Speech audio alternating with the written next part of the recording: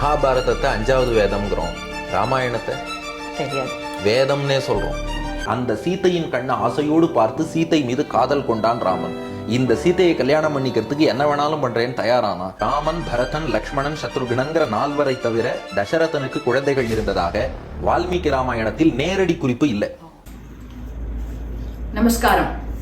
இன்னைக்கு நம்ம டாக்டர் ஸ்ரீ ஊவே வெங்கடேஷ் சுவாமிகள் அவரை பார்க்க போறோம். இவர் சிறு வயது முதலேவே ஆன்மீகம், வேதம், வேதாந்தம் இந்த சாரங்கள்ல ரொம்பவும் ஈடுபாடு கொண்டவர். இவர் டாக்டர் பை ப்ரொஃபஷனா இருந்தா கூட உபன்யாசம், பிரவச்சனங்கள்ல அதீத ஈடுபாடு காரணமாக பள்ளி பருவத்திலிருந்தே அதெல்லாத்தையும் அவர் தொடங்கி விட்டார் செய்வதற்கு. அதை தவிர இவருக்கு பிரவச்சன திலகம், வைஷ்ணவ ரத்னா போன்ற பெரிய பெரிய பட்டங்களையும் பெற்றவர் இவர். இவருடைய உபன்யாசங்கள்லாம் ரொம்ப மிக ஜனரஞ்சகமா இருக்கிறதுனால சீக்கிரமா மக்களை கவர்ந்து அவர்களை சென்றடைகிறது. நம்மளுக்கு இன்னைக்கு பல கேள்விகள்லாம் இருக்கு. நம்ம அவரை மீட் பண்ணி அந்த கேள்விகளாம் கேட்போம். லெட் அஸ் மீட் டாக்டர் ஊவே ஸ்ரீ வெங்கடேஷ் சுவாமிகள் அவர்கள். நமஸ்காரம். நமஸ்காரம். நம்ம ராமாயணம், மகாபாரதம் இதெல்லாம் எடுத்துட்டா இதெல்லாம் வேதத்தின் சாரம் கொண்ட அம்சங்கள் நம்மளுக்கு தெரியறது. அதுவும் நம்ம மகாபாரதத்தை பஞ்சமோ வேதம் அப்படின்னே கூட சொல்றோம். ராமாயணம், மகாபாரதத்துல இருக்கிற விஷயங்கள் எல்லாமே வேதத்துல இருக்கு. வேதத்துல இல்லாத விஷயங்கள் இதுல பார்க்க முடியாது அப்படின்ற ஒரு இதுவும் உண்டு. ஸோ ராமாயணம் எடுத்துட்டீங்கன்னா மனுஷன் எப்படி வாழணும் அப்படின்றதுக்கு ஒரு எடுத்துக்காட்டு இருக்கு. ஆனா அதுலயே கூட நம்மளுக்கு இது ஏன் இப்படி நடந்தது, இது ஏன் அப்படி நடக்கல அப்படின்ற நிறைய பல சந்தேகங்கள் எல்லாரும் மனசுலயும் வருது. ராமாயணம் அதெல்லாம் உங்களை போல படித்த பண்டிதர்கள் கிட்ட கேட்டு தெரிஞ்சுட்டாக்க உங்கள்கிட்ட கண்டிப்பா அதுக்கு பதில் இருக்கும் அப்படின்ற எண்ணத்துல எல்லார் மனத்திலும் காமனா இருக்கக்கூடிய பல சந்தேகங்களை இன்னைக்கு உங்கள்கிட்ட கேட்டு நிவர்த்தி பண்ணிக்கலாம் அப்படின்ற ஒரு எண்ணம். ரொம்ப சந்தோஷம். ஆரம்பமே ரொம்ப அருமையா ஆரம்பிச்சேள். மகாபாரதத்தை 5வது வேதம்ங்கிறோம், ராமாயணத்தை தெரியாது வேதம்னே சொல்றோம். ஏன்னா வேத வேத்யே பரே பும்சி ஜாத்தே தசரதாத்மஜே வேத பிராச்சேதசா தாசீத் சாட்சாத் ராமாயணாத்மனான்னு ஸ்லோகம் இருக்கு. வேதம் என்ன பண்றது? பெருமாளுடைய பெருமையை சொல்றது. அந்த பெருமாள் தசரதன் குழந்தையா ராமனா வந்தாராம். உடனே அவர் பெருமையை சொல்லும் வேதம் வால்மீகியின் குழந்தையா ராமாயணமா அவதாரம் பண்ணிடுத்தான். வேதம் அங்க பெருமாள் பெருமையை சொல்றது, இந்த ராமாயணம் பெருமாளுடைய அவதாரமான ராமன் பெருமையை சொல்றது. அப்ப நீ தசரதன் குழந்தையா வந்தா நான் வால்மீகி குழந்தையா வரேன்னு வேதம் வந்துருத்தான். ஆனா இதை 5வது வேதம்னு ஏன் சொல்றது இல்லைன்னா, இந்த ரிக்வேதம், யஜுர்வேதம், சாமவேதம், அதர்வண வேதம் 4 வேதமுமே ராமாயணத்துல இருக்கு. எப்படின்னு கேட்கிறா, ரா மா ய நம் இல்லையா? ரிக்வேதத்திலேருந்து ரா, சாம வேதத்திலேருந்து மா, யஜுர்வேதத்திலேருந்து யா, அதர்வண வேதத்திலேருந்து நா, ராமாயண, ரிக் சாம யஜுர் அதர்வண ராமாயணம்னு ஆயிடுது. ரொம்ப அருமையா இருக்கு, இலக்கம் ரொம்ப பிரமாதமா இருக்கு. இதுல முதல் கேள்வி, இப்போ நம்மளுக்கு தெரியும் ராமர், லக்ஷ்மண, பரத, சத்ருகணன்லாம் புத்திர காமேஷ்டி யாகம் பண்ணி தசரதுக்கு பிறந்தவா அப்படின்னு தெரியும். இதை தவிர தசரதர்களுக்கு குழந்தைகள் உண்டா? இருந்ததுன்னா அவ யாரு, அவ என்ன ஆனா? நம்ம நிறைய பேருக்கு அது தெரியாது இல்லையா, அது தெரிஞ்சுக்கலான்னு. ஃபர்ஸ்ட் பால்லேயே 6 அடிச்சுட்டேள். அழகான கேள்வி.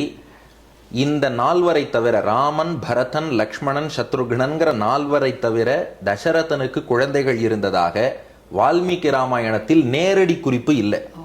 நேரடி குறிப்பு இல்லைன்னா என்ன அர்த்தம்? மறைமுகமான குறிப்பு இருக்கு, இன்டைரக்ட் ரெஃபரன்ஸ் இருக்கு.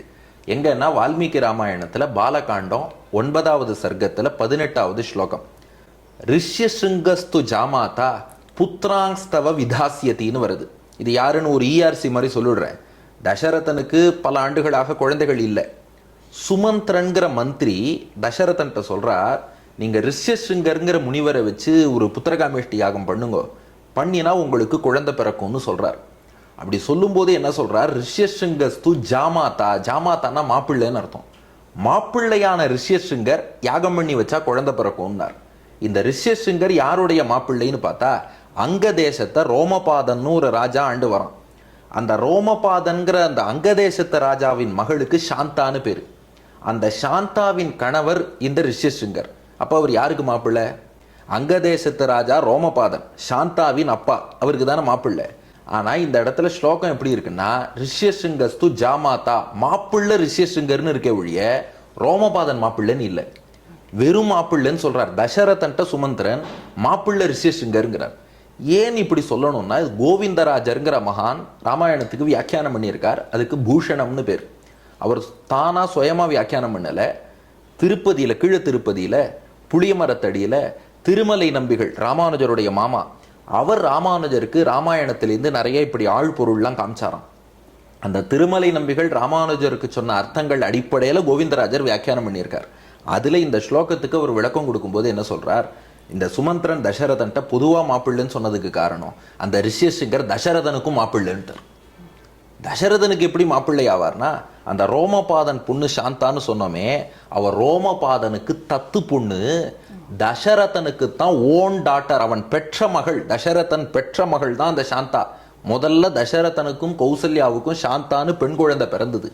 ஆனா அவன் என்ன பண்ணிட்டான், அந்த குழந்தையை ரோமபாதனுக்கு தத்து கொடுத்துட்டான். அதுக்கப்புறம் ரோமபாதன் அந்த சாந்தாவை ரிஷிசிங்க முனிவருக்கு கல்யாணம் பண்ணி வச்சிருக்கான். அதனால ரோமபாதனுக்கு வளர்ப்பு மகள் மாப்பிள்ளை, தசரதனுக்கு பெற்ற மகள் மாப்பிள்ளை என்று இதன் மூலம் தெரிகிறதுன்னு கோவிந்தராஜர் காட்டியிருக்கார். அந்த அளவு வியாக்கியானத்தில் இருக்கு, டைரக்ட் ரெஃபரன்ஸ் இல்லாட்டாலும். ஆனால் நமக்கு உடனே எல்லாத்துலேயும் ஒரு டவுட் வந்துடும், இவர் ஏன் இந்த பெண் குழந்தையை தூக்கி இப்படி தத்து கொடுத்துட்டாரு, அப்போ பெண் குழந்தை என்றால் குறைவா, அடுத்து ஆண் குழந்தைக்காக, அது அந்த மாதிரி அர்த்தம் இல்லையா. பெங்காலி ராமாயணத்தில் இதுக்கு ஒரு காரணம் சொல்லியிருக்கா. என்ன காரணம்னா, அந்த சாந்தா பிறக்கும்போது 2 கால்களுமே முடங்கி போய் ஊனமாக பிறந்திருந்தாலும். அப்போது வசிஷ்டர்கிட்ட தசரதன் கேட்டப்போ அவர் சொன்னாராம், இல்லை உனக்கும் கௌசல்யாவுக்கும் பிறக்கும் முதல் குழந்தை அப்படி தான் பிறக்கும், இந்த குழந்தையினுடைய அந்த ஊனம் நீங்கணும்னா வேற ஒருத்தனுக்கு தத்து கொடுத்துடுனாராம். அதனால வசிஷ்டர், ஒரு ரிஷி சொன்னா அது சரியா இருக்கும்னு நம்பி தசரதனும் ரோமபாதனுக்கு அந்த சாந்தாவை தத்து கொடுத்துட்டான். அதுக்கப்புறம் அந்த ஊனம் என்பது நீங்கி விட்டது என்று வங்காள ராமாயணத்துல ஒரு குறிப்பு காணப்படுகிறது. அதனால இந்த சாந்தா என்பவள் தசரதனுக்குத்தான் பெற்ற மகளாக இருந்திருக்கிறாள். அதனால அவளுடைய கணவர் ரிஷிசிங்கருங்கிறவர் இவனுக்கும் மாப்பிள்ளை. அதனாலதான் பாலகாண்டம் 9வது சர்க்கம் 18ஆம் ஸ்லோகத்துல ரிஷிசிங்கஸ்து ஜாமாதா புத்திராங்ஸ்தவ விதாசியத்தின்னு மாப்பிள்ளை ரிஷிசிங்கர்னு சுமந்திரன் தசரதன்ட்ட சொல்றாரு ஒழிய ரோமபாதன் மாப்பிள்ளைனோ தசரதன் மாப்பிள்ளைனோ ஸ்பெசிஃபிக்கா சொல்லல, உங்க 2 பேருக்கும் பொதுவான மாப்பிள்ளை என்ற அர்த்தத்துல சொல்லியிருக்காருன்னு. அதனால சாந்தான்னு ஒரு பெண் குழந்தை பிறந்தாள்னு மறைமுக எவிடன்ஸ் மட்டும் இருக்கு. Okay okay. இப்போ நம்மளுக்கு வந்து ராமாயணம்னாலே வால்மீகி ராமாயணம் தான் பிரதானம், எல்லாமே அடிப்படை அதுதான். இப்போ நம்ம தமிழ்ல கம்ப ராமாயணம் நம்மளுக்கு ஒரு ரொம்ப அழகான ஒரு காவியம் தமிழ்ல. அது சில இதுல இருக்கிறது அதுல இருக்காது அப்படின்ற மாதிரி சிலதெல்லாம் இருக்கு. இப்ப தமிழ்ல எடுத்துட்டேன்னாக்க ராமர் வந்து ஜனகபுரிக்கு போறச்சே சீதைய அண்ணலும் நோக்கினாள் அவளும் நோக்கினாள் அப்படின்னு ஒரு ரொமான்டிக்கா ஒரு இது எழுதியிருப்பார் கம்பர்.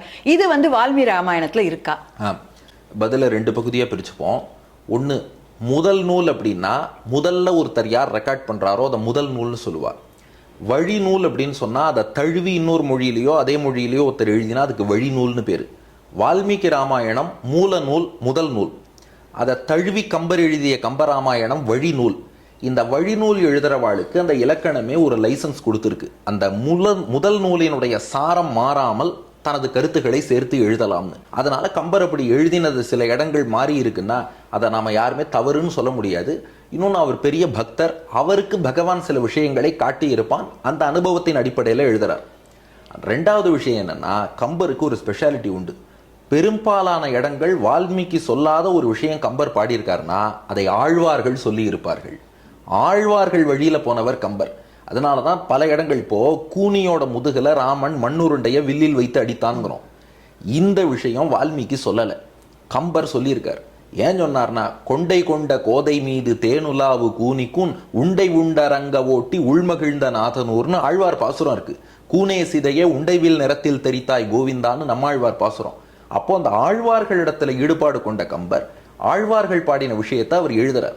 என்ன ரீசன்னா, ரிஷிகளை விட ஆழ்வார்களுக்கு ஏற்றம் அதிகம். அந்த ரிஷிகள் தங்கள் முயற்சியால தபசு ஞானம் இதனால பகவானை அறிந்தவர்கள். ஆழ்வார்கள் பெருமாளுடைய அருளாலேயே அவனை அறிந்தவர்கள். நம் முயற்சியால் அவனை அறிவதை விட அவன் அருளால் அறிவது இன்னும் வசதி தானே. அதனால அந்த ரிஷிகளுக்கு காட்டாத பல விஷயங்களை கூட ரொம்ப தனக்கு அணுக்க தொண்டர்களான ஆழ்வார்களுக்கு காமிச்சிருவானோ. அந்த வகையில தான் இந்த அண்ணலும் நோக்கினான் அவளும் நோக்கினாள்னு சொல்றோமே.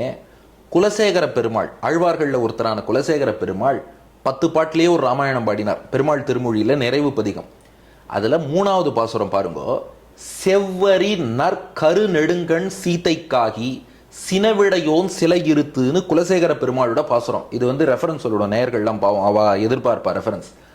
பெருமாள் திருமொழியில 10ஆம் திருமொழி 3ஆம் பாசுரம். செவ்வரி நற்கரு நெடுங்கண் சீதைக்காகி சினவிடையோன் சிலை இருத்து.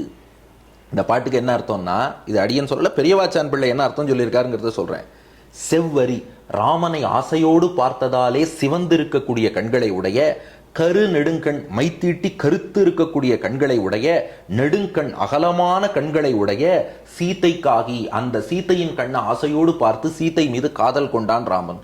இந்த சீதையை கல்யாணம் பண்ணிக்கிறதுக்கு என்ன வேணாலும் பண்றேன்னு தயாரானா. அங்க போய் ஜனகண்ட கேட்டா வில்ல முறிக்கணும்னார். சினவிடையோன் சிலை இருத்து, அதனால போய் வில்ல முறிச்சார். இது பெரியவாச்சான் பிள்ளை அப்படியே வியாக்கியானம் பண்ணியிருக்கார். தன்னை ஆசையோடு பார்த்த சீதையின் கண்ணழகில் ஈடுபட்டு அந்த கண்ணழகுக்கு தோற்று இவளை பெற வேண்டும்ங்கிறதுக்காக வில்ல முறிச்சார்னு. அப்படின்னா யாரை முதல்ல பார்த்திருக்கார்? சீதையை.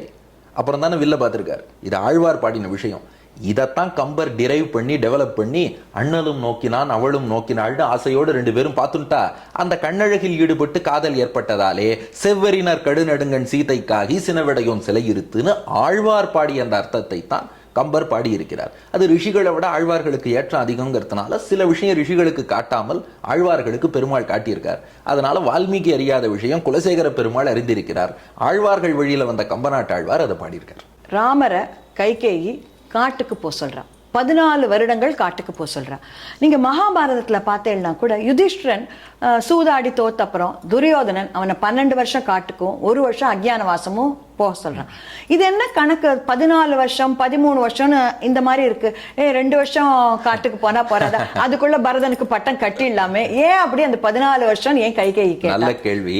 இது துரியோதனம் பிளான் வேற. அதாவது என்ன சொல்றான்னா, ஒருத்தர் ஒரு ஊர்ல 12 வருஷம் இல்லாம இருந்துட்டாருன்னா அவர் அந்த ஊர்க்காரரே இல்லைன்னு ஒரு வழக்கம் அந்த காலத்துல உண்டாம்.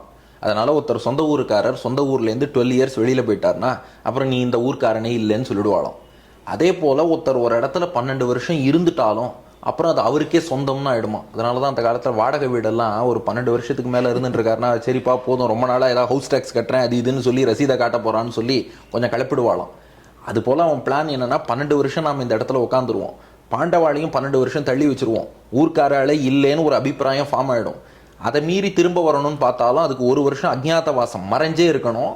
அந்த 1 வருஷத்துக்குள்ள துரியோதனன் கண்டுபிடிச்சிட்டா மறுபடியும் இதே தண்டனை ரிப்பீட்டு. அதாவது துரியோதனனோட பிளான் பாண்டவர்கள் இனி திரும்ப வந்துடவே கூடாது, மொத்தமாவே அவ கஷ்டப்படணும் தாழணும்னு. அதனால அங்க ஃபார்முலா வேற. ஆனா ராமாயணத்துல இந்த 14 வருடங்கள்ங்கிறதுக்கு ஒரு இன்டர்னல் எவிடன்ஸே இருக்கு. இதுவும் எங்கங்கிறத சொல்லிடுற நேயர்களுடைய அந்த கவனத்துக்காக. அயோத்தியா காண்டத்துல 9வது சர்க்கத்துல 33 மற்றும் 34வது ஸ்லோகங்கள். அயோத்தியா காண்டம் 9வது சர்க்கம், ஸ்லோகங்கள் 33 34. இந்த கூனி தான் கைகேயிக்கு ஆலோசனை சொல்றா. நீ தசரதன்ட்ட 2 வரம் கேளு, ராமனை 14 வருஷம் காட்டுக்கு போக சொல்லு, பரதனுக்கு ராஜ்யம் பட்டாபிஷேகம்னு கேளுங்கிறான். அப்போ கைகேயி நீங்க கேட்ட இந்த கேள்வியை கேட்டா, என்னை பார்த்து நீங்க கேட்ட கேள்வியை கைகேயி கூனியை பார்த்து கேட்டா. நாம கைகேயி கூனி கிடையாது, நாம ராம பக்தர்கள். ஆனா கைகேயி கூனியை பார்த்து அந்த கேள்வி கேட்கறா, ஏமா நமக்கு தேவை பரதன் பட்டாபிஷேகம் தானே, நீ ஏன் ராமனை 14 வருஷம் காட்டுக்கு போக சொல்றேன்னு கேட்டா. கூனி மனசுல வேறு காரணம் இருக்கலாம். நம்ம கம்பராமாயணப்படி அவ ராமனை பழி வாங்கணும்னு நினைக்கிறா, அந்த முதுகுல மண்ணுருண்டை அடிச்சுட்டான்னு.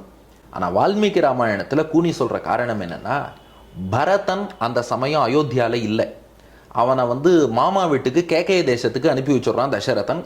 சில வருடங்கள் கேகய தேசத்துல மாமா வீட்டுல தான் இருக்கான் பரதன். இங்க ராமன் தான் மக்களோடு மக்களா பழகின்னு இருக்கான்.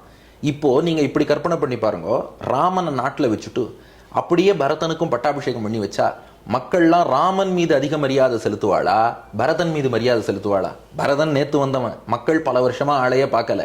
ராமன் ரொம்ப நாளா இருந்துன்னு இருக்கான், அவனை தான் மக்கள் பார்த்து கிட்டத்தட்ட இவனை தான் ராஜான்னு மதிச்சுட்டு இருக்கா.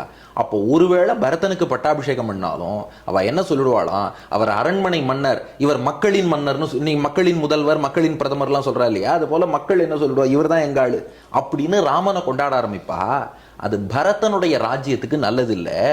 அந்த கூனி சொன்ன ஃபார்முலா என்னன்னா, பரதன் இப்போ சில வருடம் நாட்டில் இல்லாம இருக்கான் இல்லையா, அவனை மக்கள் மறந்துட்டா. அவனை உள்ள கொண்டு தான் மட்டும் போதாது, ராமனை மக்கள் மறக்க வேண்டும். ராமனை மக்கள் மறக்கணும்னா அதுக்கு ஒரு 14 வருடங்கள் ஆகும். ராமோ அராமோ பவிஷ்யத்தின்னு அங்க ஸ்லோகம். ராமன்னா மனத்துக்கு இனியவன், அவனை அராமன் மனத்துக்கு இனியவன் அல்லாதவனாக ஆக்கணும். அதாவது ஜனங்கள் மனசுல இருந்து ராமனை பிரிக்கணும்.